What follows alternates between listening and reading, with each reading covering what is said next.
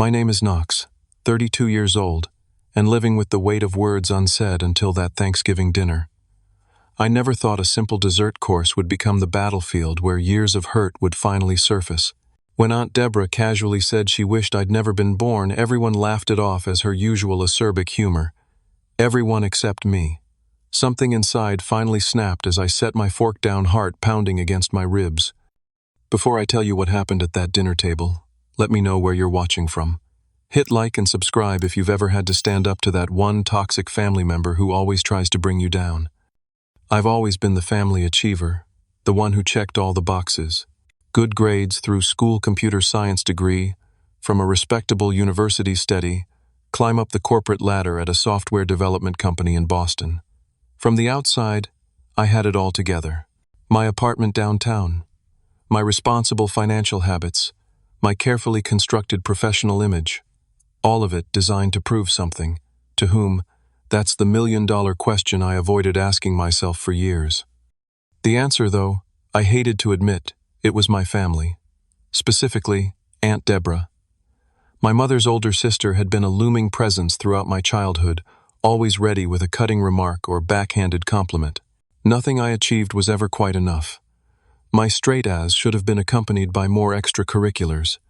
My scholarship wasn't to an Ivy League school. My first job wasn't prestigious enough. My promotion came rather late compared to my peers. Our relationship had always been this way. My earliest memories include her scrutinizing gaze at family gatherings, the slight purse of her lips before she'd offer some observation about my appearance, my manners, my potential, always framed as helpful concern, but landing like precision strikes to my self-confidence. Just trying to make sure you reach your potential. Knox, she would say, patting my cheek with cold fingers, someone has to be honest with you. That Thanksgiving had particular significance. After 5 years at my company, I'd finally landed a major promotion to lead developer, overseeing a team of 12 and a project with potential industry-wide impact. This achievement felt different, substantial enough that maybe, just maybe, it would finally earn genuine approval instead of qualified praise from Aunt Deborah. The week before Thanksgiving, I'd spent hours rehearsing how I'd casually mention the promotion. Not too boastful, but confident.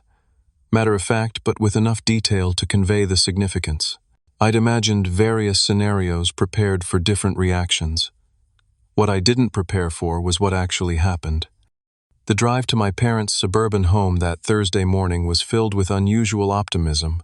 New England's fall colors had faded, leaving behind bare trees against a crisp blue sky. I'd brought an expensive bottle of wine and my mother's favorite chocolates. The familiar streets of my childhood neighborhood seemed more welcoming than oppressive for once. My parents greeted me with their usual enthusiasm. Mom with a tight hug that smelled of cinnamon and perfume. Dad with a firm handshake that transitioned into an awkward half-embrace. My younger sister Madison was already in the kitchen with her husband Thomas and their 4-year-old daughter Lily, who ran to me with sticky hands and unbridled affection. "Uncle Knox, I lost a tooth," she announced proudly, displaying the gap in her smile. "That's amazing, Lily." Did the tooth fairy come? I swung her up into my arms, grateful for the uncomplicated joy of a child's company. Aunt Deborah arrived precisely on time as always.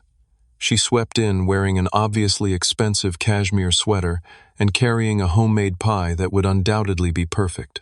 My Uncle Roger followed behind, carrying the good wine they'd brought, his expression already apologetic, as it often was in family gatherings.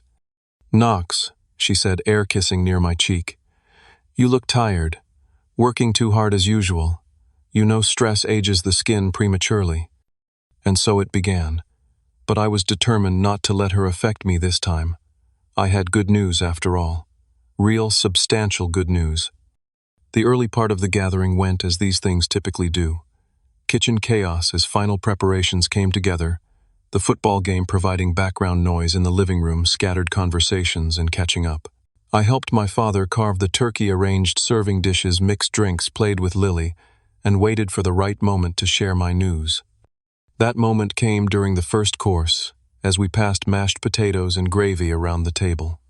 "So I actually have some news," I said during a natural lull in conversation. "I got promoted last week. I'm leading the development team on the Reynolds project now."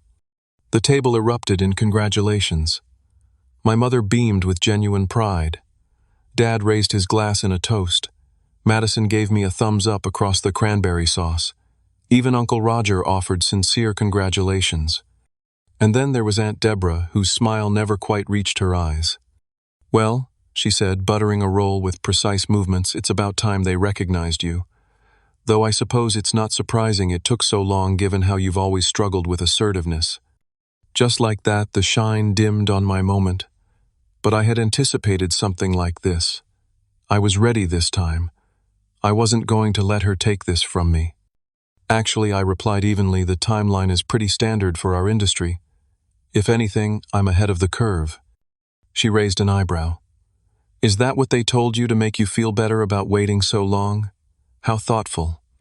And then she smoothly changed the subject, asking my mother about her garden club.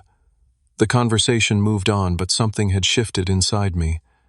A tiny crack in the dam of patience and politeness I'd built over decades. Dinner progressed with the usual rhythm of family gatherings. Plates being passed, glasses being refilled. Conversations overlapping and diverging. On the surface, it all appeared normal, but beneath ran currents of tension I couldn't ignore anymore. Aunt Deborah's comments continued throughout the meal, each one a small paper cut. When I mentioned a challenging project aspect I'd solved, she wondered aloud if someone more experienced wouldn't have encountered that problem at all. When I talked about potentially buying my apartment instead of renting, she questioned whether that's really the best financial decision at your age, especially in this economy. I noticed how my family responded to these moments. The quick glances exchanged between my parents, Madison's slight eye roll, Uncle Roger's sudden interest in his wine glass. They all recognized what was happening, but years of conditioning had taught us all to let it slide. Keep the peace. Don't make a scene. That's just how Deborah is. As I pushed turkey and stuffing around my plate, memories from childhood flooded back. Deborah critiquing my science fair project in 4th grade until I cried in the school bathroom. Deborah commenting that my 16th birthday suit looked a bit snug around the middle, leading to my first crash diet. Deborah suggesting my college choice was settling during what should have been a celebration dinner. These memories had sharp edges cutting through the careful compartmentalization I'd constructed. I found myself watching how Deborah interacted with everyone else at the table. She had praise for Madison's parenting skills, but followed it with concerns about Lily's vocabulary development compared to other children her age. She complimented my mother's turkey, but wondered if it was perhaps a touch overdone this year. She asked Thomas about his law practice with thinly veiled suggestions that he wasn't at a prestigious enough firm. It was a masterclass in subtle undermining, death by 1,000 cuts, and we all just took it. My father changed subjects.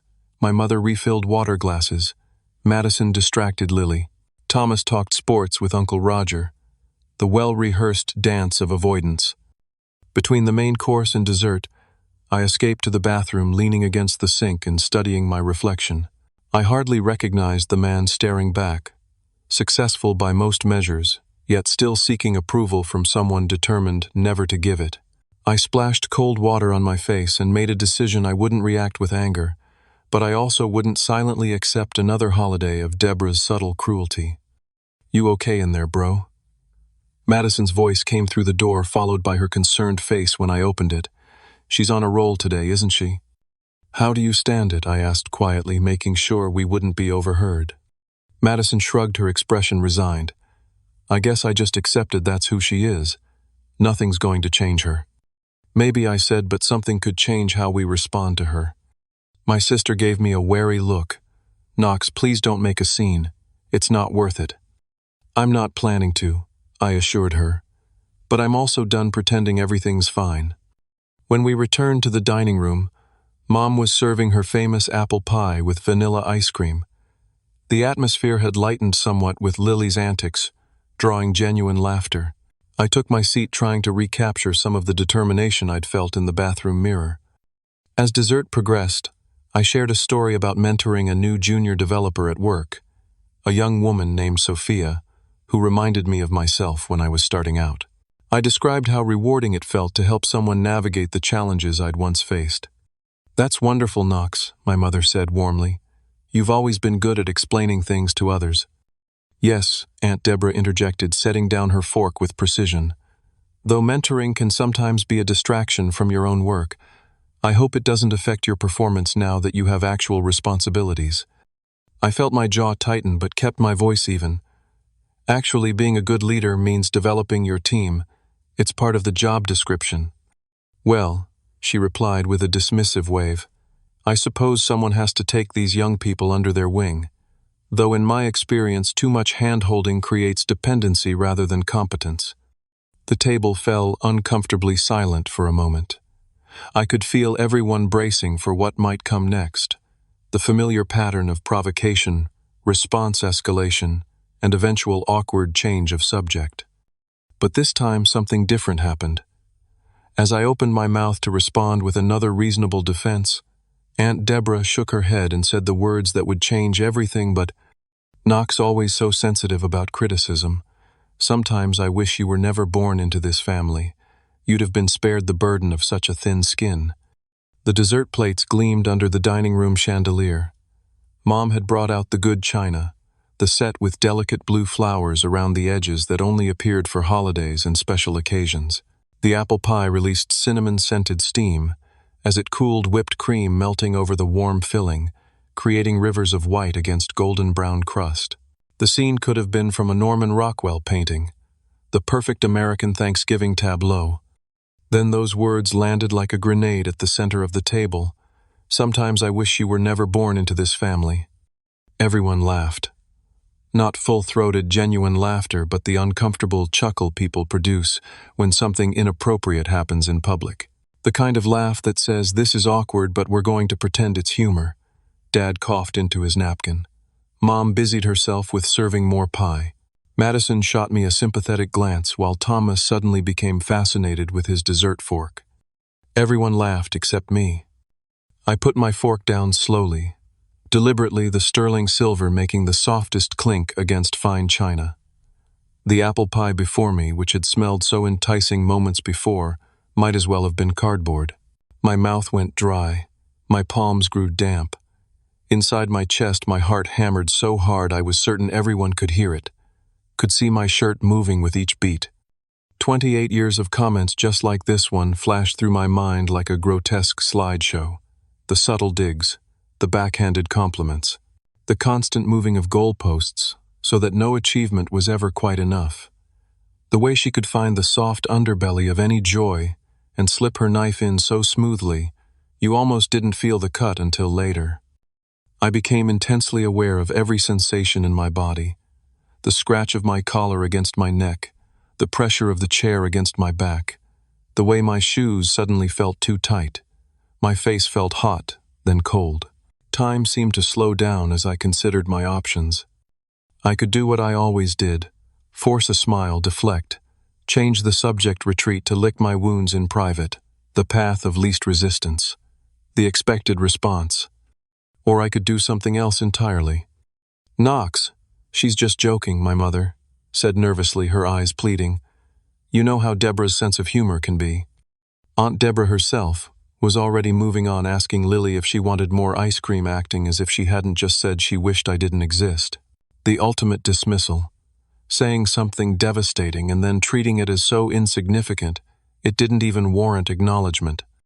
"No," I said, my voice surprisingly steady. "I don't think that was a joke." Conversation halted. Forks paused midway to mouths. Eyes widened and darted between Aunt Deborah and me. "Oh, don't be so dramatic," Deborah said with an exaggerated eye roll. "This is exactly what I mean about your sensitivity. It was obviously a figure of speech." I looked at her directly, maintaining eye contact in a way I never had before. "Was it because it sounded like something you actually meant?" Uncle Roger cleared his throat. Now, let's not turn this into something it's not. We're all family here." "Yes," I agreed, still looking at Aunt Deborah. "We are family. Which makes me wonder why you've spent my entire life finding new ways to tear me down." The table went completely silent. This wasn't in the script. This wasn't how these interactions were supposed to go. I had deviated from the decades-old pattern, and no one knew quite how to respond. "I have done no such thing," Aunt Deborah said, her voice rising slightly. "I've only ever wanted the best for you. If honest feedback feels like criticism, perhaps, that says more about you than it does about me." I felt a strange calm spreading through me. Years of suppressed responses, carefully swallowed retorts, and ignored pain had created a pressure that was finally finding release, but not as anger, as clarity. I smiled. Not the fake, placating smile I usually wore during these encounters, but a genuine smile born of sudden understanding. I was done performing for her approval, done accepting the unacceptable, done pretending that cruelty was just Deborah being Deborah. "You just said you wished I was never born," I said quietly. "And everyone at this table laughed because we've all normalized your behavior for so long that even saying something that horrible seems within bounds." Aunt Deborah's face flushed. "I was making a point about your hypersensitivity, which you are demonstrating perfectly right now." I shook my head.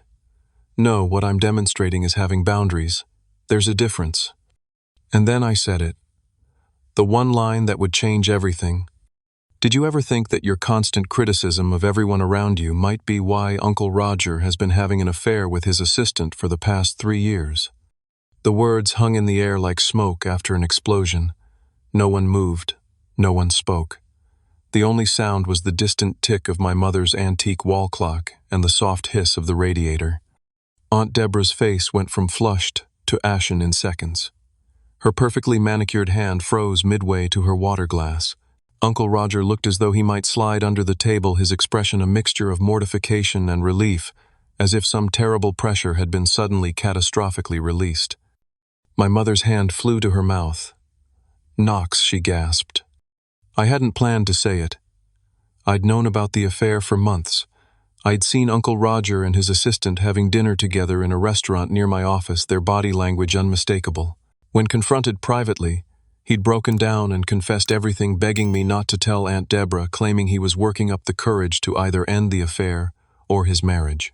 I'd reluctantly agreed to his request for time. But in that moment, with Deborah's words still echoing in my ears, the secret had emerged as the perfect weapon, and I'd used it. "That's not true," Aunt Deborah said, but her voice lacked conviction. Her eyes darted to Uncle Roger, whose silence was confirmation enough. "Roger," she asked, her voice suddenly small. Uncle Roger couldn't meet her gaze. He stared at his half-eaten pie, shoulders slumped in defeat. "Deborah, we should discuss this at home." "My God," she whispered, "it is true." The power in the room had shifted seismically. For the first time in my life, Aunt Deborah appeared vulnerable, stripped of her armor of superiority. I expected to feel triumph, or at least vindication. Instead, I felt an unexpected wave of sadness, not for her, but for all of us, and the years we'd wasted in this unhealthy dynamic. "Knox, that was completely inappropriate," my father said, though there was a lack of conviction in his tone. I caught a flicker of something else in his eyes. Was it respect? "I know," I acknowledged. "And I'm sorry it came out this way." I turned to Uncle Roger. "I promised you time, and I broke that promise. That was wrong of me." Madison was staring at me with wide eyes, her fork suspended in midair. "Wait, you knew about this?" "That's hardly the point right now," my mother interjected, ever the peacekeeper. "Deborah, Roger, perhaps you two should—" "No," Aunt Deborah interrupted, suddenly regaining some of her composure. "This is a pathetic attempt by Knox to deflect from his own issues by creating drama. Always the problem child, always seeking attention." It was such a stunning reversal of reality that I actually laughed, not mockingly but in genuine disbelief. Incredible. Even now you can't stop. "Stop," what she demanded. The gaslighting, the cruelty disguised as concern, the need to make everyone around you feel small so you can feel big. Thomas, who had remained silent throughout this exchange, cleared his throat. "Knox has a point, Deborah. You do have a habit of saying pretty harsh things and then acting like others are overreacting when they get hurt." "Exactly when have I done this?" Deborah challenged, her voice sharp. "Last Christmas," Madison said quietly. "You told me I'd let myself go after having Lily. I cried in the bathroom for 20 minutes. "I was concerned about your health," Deborah protested. At my law school graduation, Thomas added, "You said, it was impressive I'd made it through considering my background, as if growing up middle class in Milwaukee made me some kind of charity case." That was a compliment on your determination. One by one, family members began recounting incidents, small and large, where Deborah's words had cut deep. It was as if a dam had broken. Years of silently endured comments came pouring out. Aunt Deborah stood abruptly, her chair scraping against the hardwood floor. "I don't have to sit here and be attacked in my own family. Roger, we're leaving." Uncle Roger hesitated, looking torn. "Roger," she repeated, her voice dangerous. He stood slowly, avoiding everyone's eyes. "I'm sorry about all this," he muttered. "Don't apologize to them," she snapped. "Knox deliberately humiliated us." "No," I said calmly. "I just stopped pretending that your behavior is acceptable. There's a difference." Aunt Deborah gathered her purse and coat with rigid movements. "Margaret," she said to my mother, "call me when your son remembers his manners." As she stalked toward the door, Uncle Roger following like a shadow, she turned back for one parting shot. "I meant what I said, Knox. This family would have been better off without your drama and sensitivity." The front door slammed hard enough to rattle the windows. In the silence that followed, I felt a curious mixture of emotions. Regret at how things had exploded, relief that it was finally out in the open, worry about the fallout, but most surprisingly, a profound sense of peace. For the first time in my adult life, I had stood my ground with the person who had made me feel inadequate since childhood. "Well, my father finally said that was certainly a Thanksgiving to remember." "Knox," my mother began, her voice wavering between concern and reproach. "Was that really necessary?" "Honestly, yes," I replied. "I think it was long overdue. But exposing Roger's affair like that—" "I know. That part I regret. He deserved better." I pushed my plate away, appetite gone. "I should probably go too." "No," Madison said firmly. "You don't need to leave. What you said needed to be said, even if the timing was dramatic." "She's right," Thomas agreed. "Deborah's been bullying this family for years, and we've all just taken it. Maybe this needed to happen." My mother sighed deeply, looking suddenly older. "I should have stood up to my sister long ago. This isn't just on you, Knox." I looked around the table at my family, really looked at them perhaps for the first time. My father's face showed a mixture of concern and what might have been pride. Madison was nodding subtly, as if confirming something to herself. Thomas appeared relieved, and little Lily was blissfully unaware, happily smashing ice cream into pie crust. "I still think I should go," I said gently. "Give everyone some space to process. But I'm not sorry I finally said something. I'm just sorry about how it all came out." As I stood to leave, Madison reached for my hand. "Thank you," she whispered. "Really." The drive back to my apartment felt surreal. The same roads I'd traveled that morning now seemed to belong to a different world entirely. The radio played Christmas music already, Bing Crosby crooning about white Christmases, creating a bizarre soundtrack to my racing thoughts. My hands shook slightly on the steering wheel, adrenaline still coursing through my system. Had I really done that? Had I actually stood up to Aunt Deborah after all these years, and in such a spectacular bridge-burning fashion? The weight of what had transpired settled on me gradually as I navigated the nearly empty streets. I had exposed Uncle Roger's affair in the worst possible way. I had potentially fractured family relationships beyond repair. I had deviated so completely from the carefully constructed image I'd maintained for years. The peacekeeper, the achiever, the one who never rocked the boat. Yet beneath the guilt and uncertainty, something else was emerging: relief. A profound, bone-deep relief that felt like putting down a heavy burden I'd carried for so long I'd forgotten it wasn't part of me. My apartment welcomed me with its familiar silence. I kicked off my shoes, loosened my tie, and collapsed onto the couch, staring at the ceiling. My phone had been buzzing intermittently since I'd left, but I couldn't bring myself to check it yet. Whatever was waiting, recriminations, support, damage control, could wait until morning. Sleep eluded me that night. I replayed the scene at the dinner table countless times, sometimes wincing at my own words, other times feeling a surge of vindication.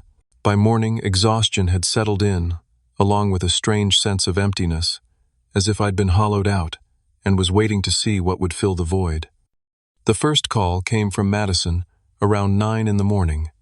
"How are you holding up?" she asked without preamble. "Honestly, I'm not sure." "How bad is it?"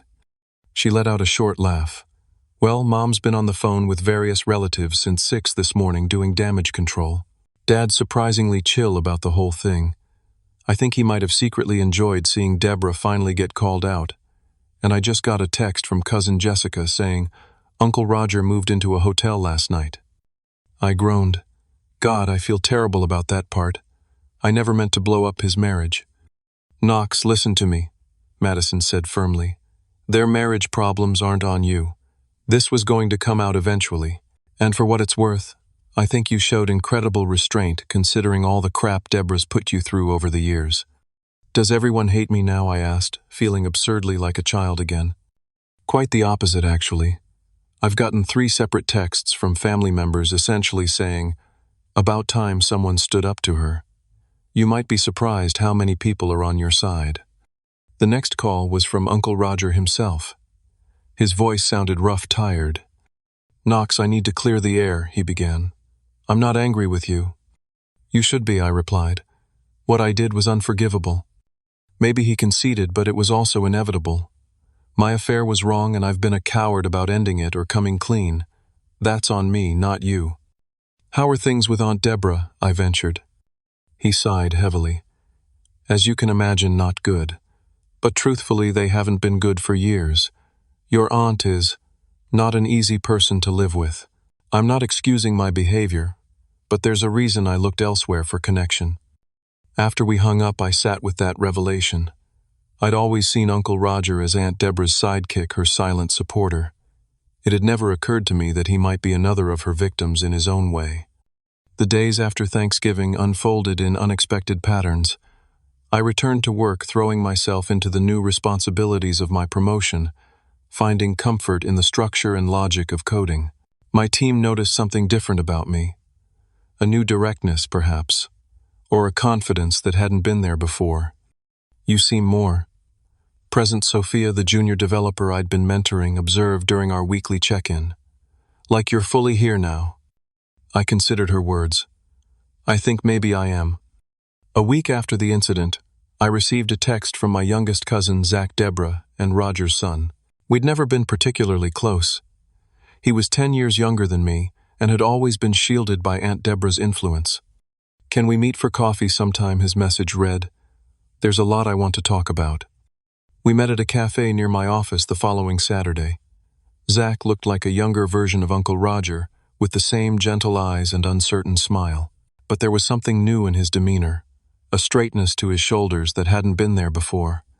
"I wanted to thank you," he said after we'd exchanged awkward greetings, "for what you did at Thanksgiving." I nearly choked on my coffee. "You're thanking me for publicly humiliating your parents." He shook his head. "For finally saying what nobody else would. Mom's difficult. Growing up with her was like walking through a minefield. I never knew what would set her off, what arbitrary standard I'd fail to meet next." The realization hit me with stunning clarity. Of course, if Aunt Deborah had been this way with extended family, how much worse must it have been for her own son? "I'm sorry," I said. "I never really considered how it was for you." "Nobody did," he replied without bitterness. "Everyone was too busy navigating their own relationship with her. But watching you stand up to her, it changed something for me. I've started therapy, actually, trying to unpack some of this stuff." "That's great, Zach. Really? Dad's doing better too, believe it or not. Says he feels like he can breathe for the first time in decades." As we talked, I began to see the wider ripples of what had happened at Thanksgiving. My moment of rebellion hadn't just been about me. It had created space for others to examine their own relationships with Aunt Deborah. Some, like Zach, were finding liberation. Others, like my mother, were wrestling with complicated feelings of loyalty and guilt. Over the next few weeks, family alliances shifted and reformed. Some relatives sided firmly with Deborah, seeing me as the villain who had disrupted family harmony. Others reached out privately to express support or share their own stories of Deborah's behavior. My mother found herself caught in the middle, torn between loyalty to her sister and the dawning recognition of how toxic that relationship had been. I always told myself I was keeping the peace, she admitted during a quiet dinner at my apartment 3 weeks after Thanksgiving, but maybe I was just enabling her behavior. We all were, Mom, I reassured her. It's what families do sometimes. Normalize the abnormal because it's easier than confronting it. December arrived with snow and holiday preparations. The question looming over everyone's minds was obvious: what would happen at Christmas? The traditional family gathering at my parents' house suddenly seemed impossible given the current fractures. The answer came from an unexpected quarter. My mother called one evening, her voice tentative. "Deborah's hosting Christmas this year," she announced. "She's invited everyone, except you." I felt a pang despite myself. "I see. Your father and I told her we wouldn't attend if you weren't welcome." She continued, her voice stronger now. "So did Madison and Thomas and Zach and cousin Jessica's family. Mom, I don't want to be the reason everyone's Christmas is ruined." "You're not," she said firmly. "Deborah is. And it's time she understood that her behavior has consequences." In the end, 2 separate gatherings formed. A small one, at Aunt Deborah's, attended by the relatives who either sided with her or couldn't bear to break tradition, and a larger one at my parents' house, which felt more relaxed and genuine than any holiday gathering I could remember. As the year drew to a close, I found myself reflecting on how much had changed from one holiday to the next. I'd started therapy myself, working through the accumulated weight of years spent seeking Deborah's approval and coming to terms with the fact that I would never receive it, and more importantly, that I no longer needed it. One snowy afternoon in January, the universe decided to test my progress.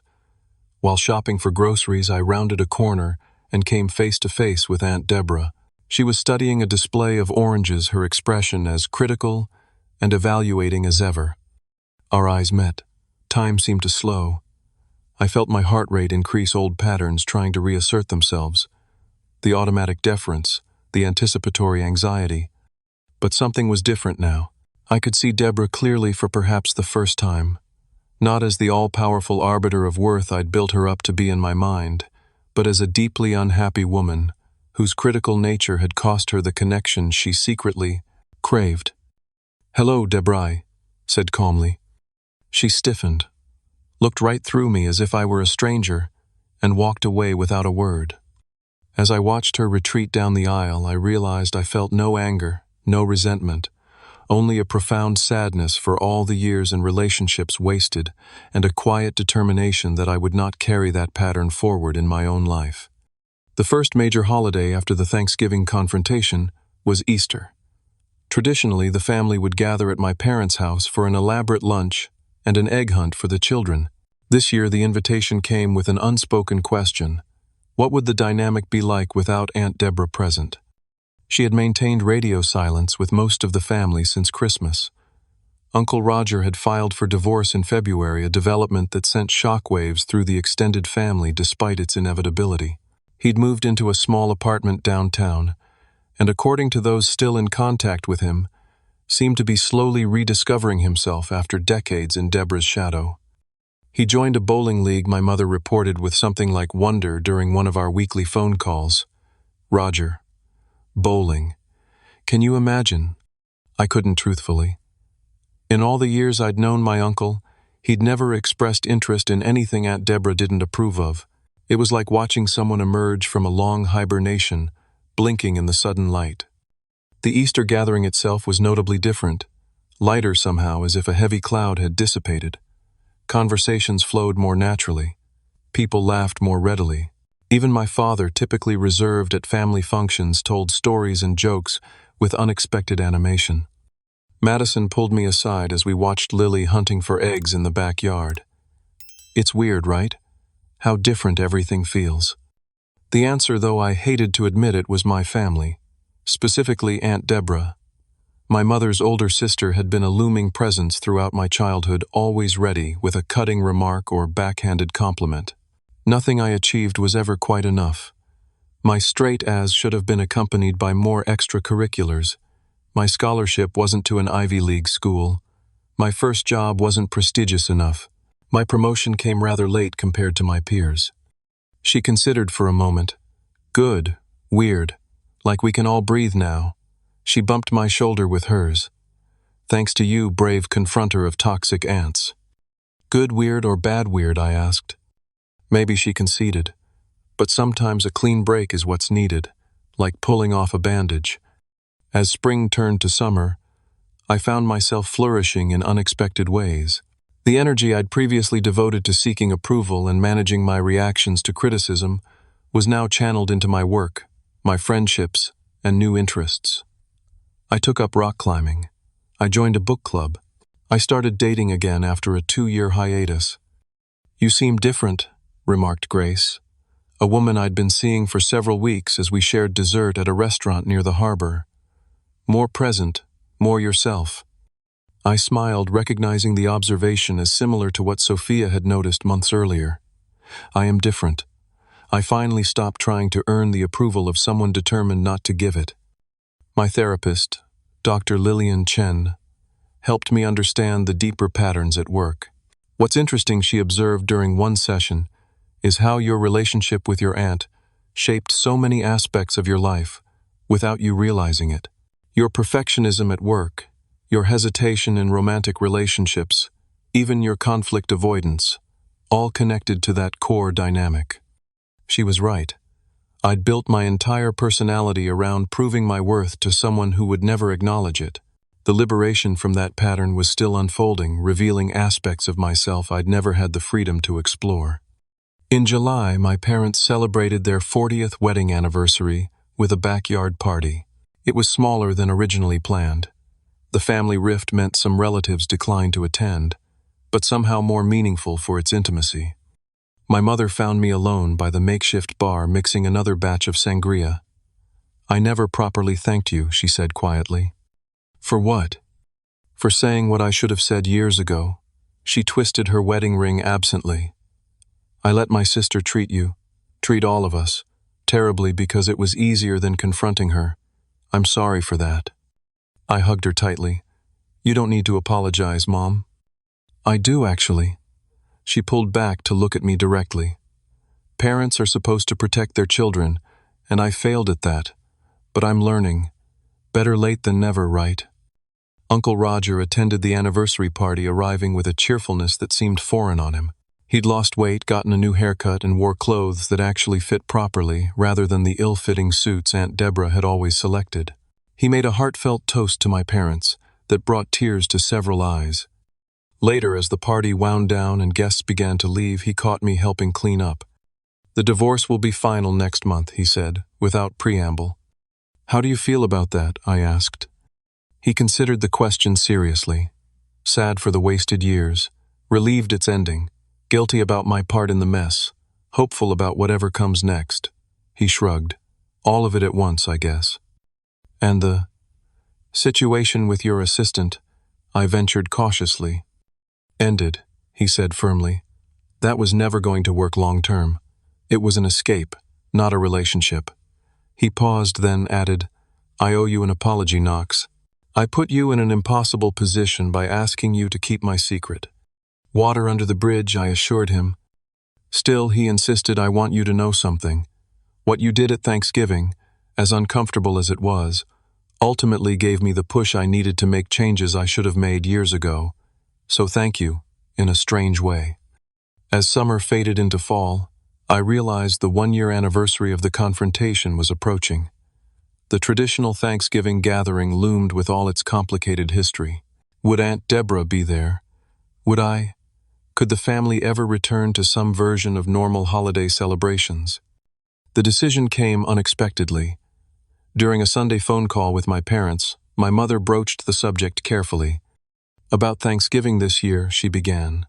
Your father and I were thinking of doing something different. Different how, I asked. We thought maybe we'd go to that resort in Vermont we've talked about for years. Just the two of us. A little getaway. I understood immediately what she was doing. Creating space for new traditions to form without the pressure of recreating the old ones. That sounds perfect, Mom. You two deserve it.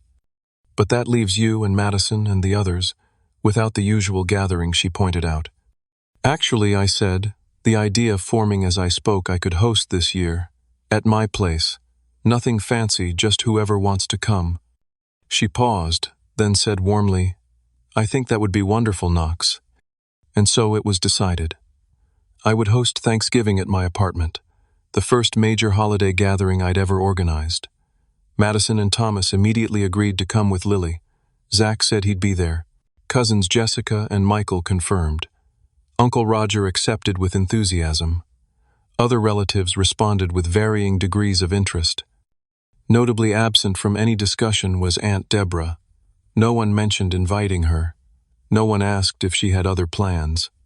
It was as if by unspoken agreement we had all decided to move forward without her toxic presence. 2 weeks before Thanksgiving, I had my last run-in with Aunt Deborah. I was leaving a coffee shop when I spotted her across the street getting out of her car. Our eyes met briefly. For a moment I thought she might acknowledge me. There was something in her expression, a flicker of something almost like regret. But then, her face hardened into the familiar mask of disapproval, and she turned away, deliberately walking in the opposite direction. I stood watching her go, feeling an unexpected surge of compassion. Deborah had created a world where her worth depended on finding fault in others, and now she was alone in that critical, joyless world. The price of her superiority was connection, and it seemed a terribly high price to pay. As I prepared my apartment for Thanksgiving, buying extra chairs, borrowing serving dishes, planning the menu with Madison's help, I found myself reflecting on the journey of the past year. The pain and confrontation had given way to healing I couldn't have imagined that day at the dessert table. I was still the same Knox in many ways, still detail-oriented, still driven to succeed, still working on my perfectionist tendencies, but I was also fundamentally changed. I had learned to set boundaries. I had discovered what real family support felt like. Most importantly, I had stopped measuring my worth through Deborah's impossible standards. The day before Thanksgiving, I received an unexpected text message from Uncle Roger. Deborah asked about your gathering tomorrow. I think she regrets how things played out. I stared at the message for a long time, uncertain how to respond. Part of me, the peacekeeper, the people-pleaser, wanted to extend an olive branch to invite her to try to mend the broken family circle. But the healthier part of me recognized that without real change on her part, bringing Deborah back into the fold would only restart the toxic patterns we'd all worked so hard to escape. I hope she finds peace, I finally replied. But I think separate celebrations are best for everyone right now. His response came quickly. I agree. Just thought you should know. That night, as I prepared the turkey for the next day, I found myself humming contentedly. For the first time in my adult life, I was genuinely looking forward to a holiday gathering, not with anxiety or dread, but with simple joy at the prospect of sharing a meal with people I loved in a space free from criticism and judgment. Whatever happened next with Aunt Deborah, reconciliation, continued estrangement, or something in between, would unfold in its own time, but it would happen on different terms. Never again would I sacrifice my well-being for the illusion of family harmony. Never again would I accept cruelty as the price of belonging. 1 year after that fateful Thanksgiving dessert, I stood in my apartment kitchen carving a golden brown turkey as laughter drifted in from the living room. Through the doorway, I could see Madison showing Lily how to fold napkins into swans. Thomas and Uncle Roger were deep in conversation about a football game. Cousins Jessica and Michael were arranging appetizers, while Zach mixed drinks with Flourish. My apartment, usually so orderly and quiet, hummed with the beautiful chaos of family. My parents had called that morning from their Vermont getaway, sounding relaxed and happy. Everything ready for your big hosting debut, my father had asked. As ready as I'll ever be, I'd replied. Though I think I bought enough food for twice as many people. That's the sign of a true holiday host, my mother had laughed. Better too much than too little. Now, as I arranged turkey slices on a serving platter, I marveled at how much had changed in a single year. The person I'd been at last Thanksgiving, anxious approval, seeking walking on eggshells, seemed like a distant acquaintance rather than my former self. Therapy had helped enormously. Dr. Chen had guided me through understanding the roots of my people-pleasing tendencies and the complex family dynamics that had shaped them. Family systems often resist change, she'd explained. When you altered your role by standing up to your aunt, you forced the entire system to reorganize itself. That reorganization had been painful at times, illuminating at others. Some relationships had deepened significantly. My bond with Madison was stronger than ever, and I developed a genuine friendship with Uncle Roger and Zach that had never been possible under Aunt Deborah's influence. Other connections had faded or transformed. Certain relatives who sided firmly with Deborah now maintained only formal contact. And then there was Aunt Deborah herself. She remained on the periphery of family life, maintaining relationships with those who still accepted her critical nature and losing touch with those who now recognized it as harmful. According to those still in contact with her, she had rewritten the narrative of our confrontation completely, casting herself as the victim of my unprovoked attack, conveniently omitting her "I wish you were never born" comment. "Ready for the grand feast?" Madison asked, appearing in the kitchen doorway. "The natives are getting restless." "Just finishing up," I replied, adding a sprig of rosemary to the platter. "Hey, can I ask you something? Do you ever miss the way things were before the whole family together, even with all the tension?" She leaned against the counter, considering. "Sometimes I miss the idea of it. The perfect family holiday you see in commercials, but not the reality." She squeezed my arm. "What you did gave us something better. Authenticity, even if it's smaller and a little messier." When everyone had gathered around my dining table, extended with borrowed leaves and covered with a new tablecloth bought for the occasion, I found myself momentarily overwhelmed. Here was my family, not perfect but real, choosing to be together in a new way that allowed everyone to breathe freely. "Should we say grace?" Thomas asked. "Actually," I said, raising my glass, "I'd like to propose a toast first, to new beginnings and hard-earned wisdom. To learning that family isn't just about blood or obligation, but about creating spaces where everyone feels valued. And to all of you for taking this journey with me this past year." "Here's to boundaries and backbone," Madison added with a grin, raising her glass. "And to Knox," Uncle Roger said, "for having the courage to break the cycle." As we ate and talked and laughed, I reflected on what I'd learned through this painful but necessary transformation. The lesson wasn't simply about standing up to a bully, though that had been the catalyst. It was deeper than that. About recognizing when long-established patterns are harmful, about having the courage to disrupt those patterns despite the discomfort, and about creating space for healthier relationships to emerge from the wafen, disruption. I had learned that true family connection isn't maintained by walking on eggshells around toxic behavior. It's built on mutual respect, on celebrating each other's successes without qualification, on offering criticism with kindness when necessary, and on creating safe spaces where everyone can be authentically themselves. Most importantly, I'd learned that standing in your truth, even when it feels terrifying, even when it disrupts the status quo, is ultimately the path to freedom. The momentary discomfort of confrontation pales in comparison to the slow soul death of constant acquiescence. After dinner, as we moved to the living room for coffee and dessert, apple pie, of course, though the associations were forever changed, Lily climbed into my lap with a storybook. "Uncle Knox," she asked innocently, "why doesn't Great Aunt Deborah come to dinner anymore?" The room quieted, everyone suddenly interested in my response.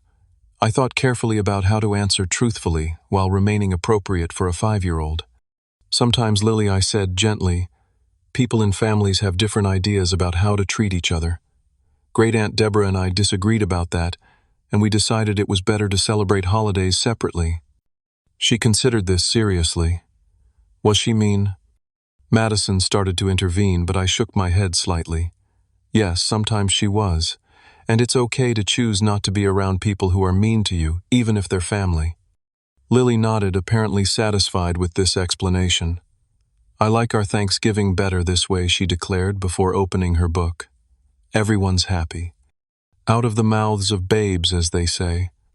Later that evening, as guests began to depart with containers of leftovers and warm hugs, Uncle Roger lingered behind. "I wanted you to know," he said quietly. "Deborah started therapy. I raised my eyebrows in surprise. Really? That doesn't seem like something she would do. Losing most of her family connections has been harder on her than she expected, he explained. I don't know if it will lead to real change, but it's something. I hope it helps her, I said sincerely. Everyone deserves peace. He nodded. Don't expect miracles or apologies anytime soon. But I thought you should know your stand had far-reaching effects more than you might realize. After everyone had gone and I was alone in my apartment, now bearing the pleasant disarray of a successful gathering, I sat with a final glass of wine contemplating the journey of the past year. The confrontation at last Thanksgiving had been a defining moment, but it was the choices made every day since then that had truly transformed my life. I had chosen self-respect over approval-seeking. I had chosen authentic connection over superficial harmony. I had chosen truth, however uncomfortable, over comforting lies. And in doing so, I had found a freedom and peace I hadn't known was possible. As I looked toward the future, I felt none of the anxiety that had previously accompanied thoughts of family gatherings. Whatever came next, whether eventual reconciliation with Aunt Deborah or continued separate paths, I knew I could face it with integrity and strength. The simple truth I'd discovered was that standing up for yourself doesn't mean losing family. It means creating space for real family connections to flourish. Sometimes the family you preserve by speaking your truth is more valuable than the family you lose by doing so. So if you're watching this and recognizing your own Aunt Deborah in your life, remember that you deserve respect. You deserve to be celebrated rather than diminished. And sometimes the bravest, most loving thing you can do, for yourself and ultimately for everyone else, is to put your fork down slowly, look toxic behavior in the eye, and calmly say, no more. Have you ever had to stand up to a toxic family member? How did you handle it? Share your experience in the comments below. If this story resonated with you, please like and subscribe to hear more journeys of personal growth and family transformation. And remember, creating healthy boundaries isn't selfish. It's an act of self-love that ultimately benefits everyone brave enough to respect them. Thank you for listening to my story, and I wish you courage on your own journey to authentic living.